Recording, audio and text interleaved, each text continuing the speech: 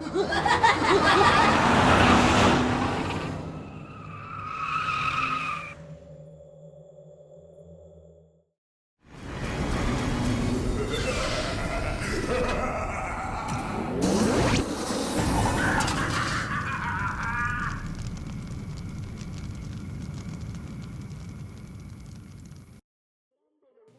hard to believe we are past the halfway point of Twisted Metal month this year. This is an exciting point for me personally because Twisted Metal Head On was my first TM game. In 2006, I got a PSP for my birthday, and the first game I ever played on it was Head On. Before then, I'd never had a Sony system, so classic vehicles like Spectre, Thumper, and Twister were all brand new to me. But I was hooked from the get-go, the vibrant graphics and smooth gameplay drawing me in. But to get to this release in the series, we had 6 other games paving the way, each one involving tweaks to the formula and atmosphere to get here. Twisted Metal Head On would be the only game made and released on a handheld, and one of the first-party launch titles for the PSP, as the new handheld tried to make a splash in the Nintendo-dominated market. But just because it was shipped on a handheld doesn't mean corners were cut. In fact, Head On was the first game in the series to ship with online multiplayer baked in at launch. Online play on the PSP. Incredible. The developers took this release very seriously, and the way they approached the gameplay is a testament to that. It is treated by the team as a true successor to Twisted Metal 2. In terms of themes and table setting, the Twisted Metal competition is once again a worldwide tour of mayhem, with arenas spanning from LA to Greece to Egypt to Russia. The arenas feel surprisingly large considering the console it was released on, and there are dynamic environmental elements to each. In the first level, Big Blue Stadium, a band is playing a live concert while the battle unfolds. Placing a remote mine next to them and blowing it up stops the music, for a lack of a better term that avoids demonetization.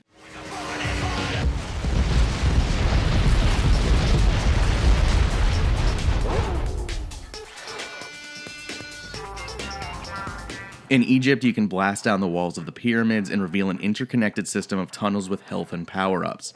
Head On retains the level of scale and verticality as well, making the game feel less like a watered-down recreation of a main game, and more like a full PS2 game squeezed onto a portable system, something the PSP was very good at doing.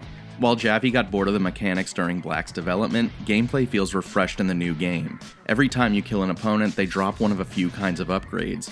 Machine guns became much more powerful, you can earn new abilities to make your special attacks pack more of a punch, you can get an armor upgrade that doubles your vehicle health, and there are plenty of others. In different levels, you can also play mini-games that challenge you to complete tasks in order to unlock bonus stages. It might be my ample time spent with this game back in the day, but gameplay feels excellent.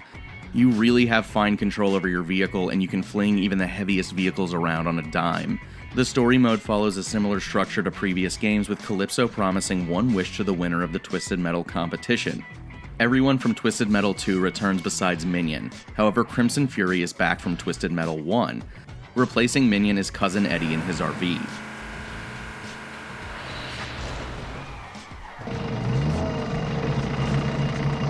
Shitter was full! ATV riders circle him and protect him, and to fight him, you have to take them all out. Doing so lets you enter the contest as one of those riders. A reworked version of Darktooth from Twisted Metal 2 returns as well, this time supporting a chompy bit that will crunch you like a jacked up Mr. Slam. In total, there are 18 vehicles and characters, and 17 of them have their own unique stories and wishes. Similarly to the comic-style movies in Twisted Metal 2, the movies are structured as moving pictures. This likely made it easier to fit on a UMD while also appearing as an homage to the second game. My only gripe is that I personally don't like the art style of the scenes. They get the job done, they just look a bit too clip-arty to me. As a portable game, Twisted Metal Head On is an excellent iteration in the series, but it wasn't just a handheld release when all was said and done. During the life of the PSP, multiple exclusive games made the jump to PS2 and got a second life. In some cases, these games had extra content added to sweeten the deal for users who already had these games. Head On was similar in that regard, as it received its PS2 port 3 years after the original release. Weirdly enough, this was 2 years after the PS3 was on the market. In the time between the PSP and PS2 releases, Incognito folded into the official lineup of Sony Studios, and from this company's staff rose Eat, Sleep, Play. Scott Campbell and David Jaffe teamed up once again, and the studio's first release was the PS2 port of Head On. The Twisted Metal Head-On Extra Twisted Edition is packed with a ton of bonuses. Head-On received a brand new arena, Transylvania, complete with a castle full of traps. Most of the content, however, is added outside of the existing Head-On game. This version contains Twisted Metal Lost, the 4 finished arenas from Twisted Metal Harbor City. There is another suburban level, a stadium, a carnival, and a harbor. These levels are introduced with a similar tone as Black because it was supposed to be a successor to that game. The mode explains that the game was canned because the developers were in a plane crash and perished before the game was finished. A mysterious note was received by Sony explaining that the content should be released as an homage of sorts to the deceased. Completing the 4 levels will let you read the letter. This is, of course, an urban legend and never happened. Rather, it was supposed to make the game more mysterious. Luckily, this means no one was actually harmed. Additionally, there is Sweet Tour, where you control Needles Kane as he moves through an asylum on foot, picking up concept art and trivia about the series. This was supposed to be the basis of a 3D platformer that was never officially confirmed to be in development. There is a lot of video content added as well, including the original endings for the first Twisted Metal games that had not been released previously before this.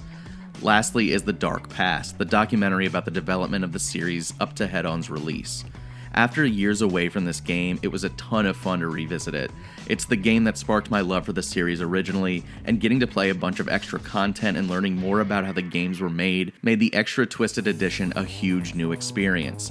As a sequel to Twisted Metal 2, there is a lot to like for fans of that game, while also providing some of the most meaningful improvements to gameplay since the addition of the directional combo attacks through upgrades and overall capturing the feeling of control I have from Twisted Metal 2. Twisted Metal Head-On is still awesome.